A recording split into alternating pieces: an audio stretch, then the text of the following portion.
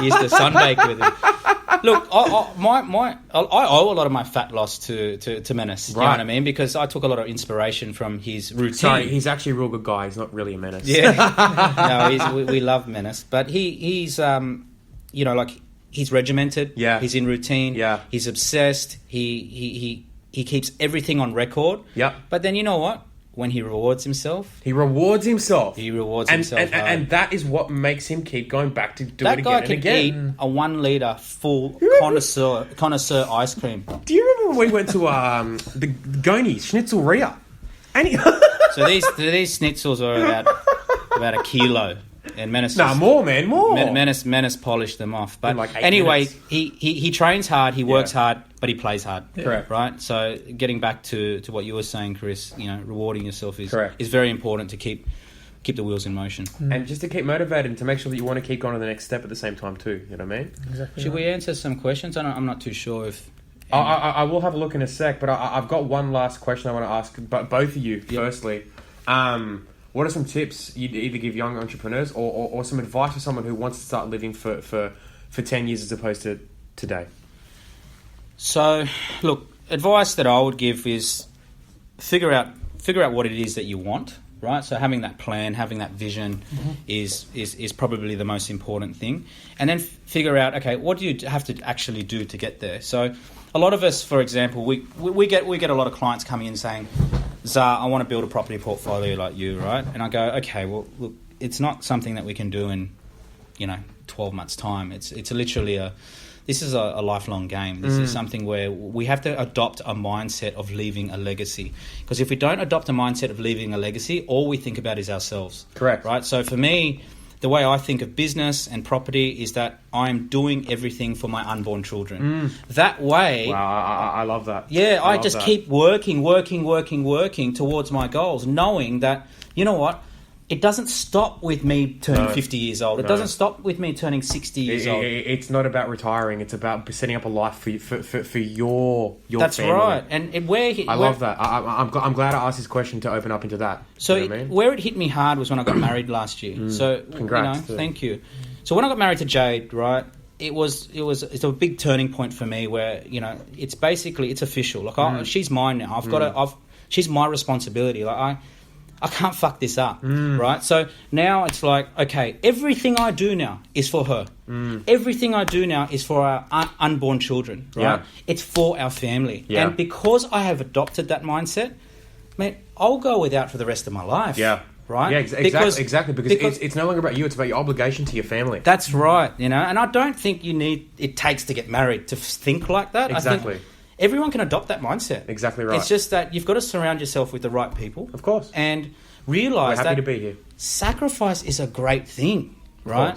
And one last thing that I'll finish off on before, I get Mark to take the floor is that food always tastes better when you're hungry. Correct. Would you agree? I think that's a superb analogy for this whole thing. Success will always taste sweeter the longer the delayed gratification. Correct. The bigger the sacrifice. Yeah. Correct. Mark, give me a strategy or a tip that you would give to any young entrepreneur or person who's just trying to get out of struggle in that place. Look, I mean, probably going back a notch as well, because for some people that might be too far ahead of them. Do you know what I mean? To go, okay, I need to think, say 10 years ahead. Kids or whatever. Because, I mean, some people that are going to be listening to this may think that we're talking about a 10-year plan. And we're so used to it in the property world where we talk about, it's a long game. It's more than 10 years, right? But for the people that are listening, that are that would like some advice and that are... Maybe they're just getting started on it. Maybe they're just going, you know what, like... I've had enough of spending money on European vacations, and I've got the car, I've got this, I've got that. I need to buy a property, or I want to get married because I've got a partner in my life that is, I feel as though it's the one, right? Start small with your delayed gratification, like we discussed just earlier. Don't it doesn't have to be like, okay, all right, now I need to save. I only get paid $1,000 a week. I need to save 700 of that or 500 of that, and almost eat baked beans for the next 10 years. No, not at all. But start small. If it does mean that you want to save some form of money, then start with $100 a week. Start with and go the next couple of months after that, when you notice, okay, I can spare a little bit more and save more.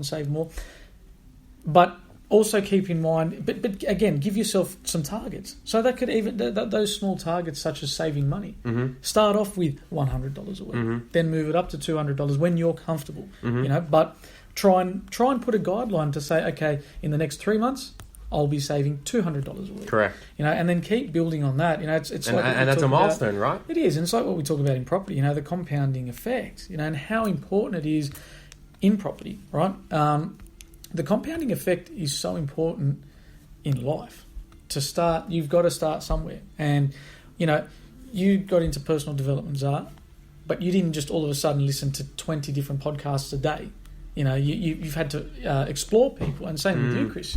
Find out who you like. We just spoke about that. Easier way into it. And that's, I think, is, there are some people that can kind of just go completely cold turkey on their spending habits or whatever it may be. And I'm an extreme case. I'm an extreme case because I've been around for a little bit longer than you boys and all of that sort of stuff, right? And you've already got it in place. Yeah, and I've built up a big equity base. Like I'm a developer, so with property developers, sometimes they don't see their money for 10, 15 years. Yeah, right. Like I've got money tied up in our development projects that I haven't seen for 4 years. And I probably won't see it for another 4 years. That's a long time.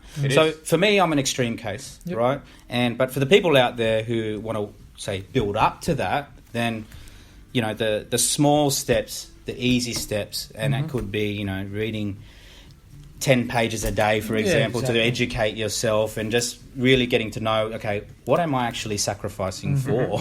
You know what I mean? Like it took me a long time to really grasp that, like to go, okay, well, I'm not going to see, a lot of my money for a very long time. Set yourself goals, and just like relating back to development sites and stuff like that, what the end goal is. You know what I mean? Like, okay, there's going to be a site, it's going to have X amount of units, and when we sell all of these units off, this much money will be made, that much money will need to be paid back, blah, blah, blah, blah. You've got it all set out.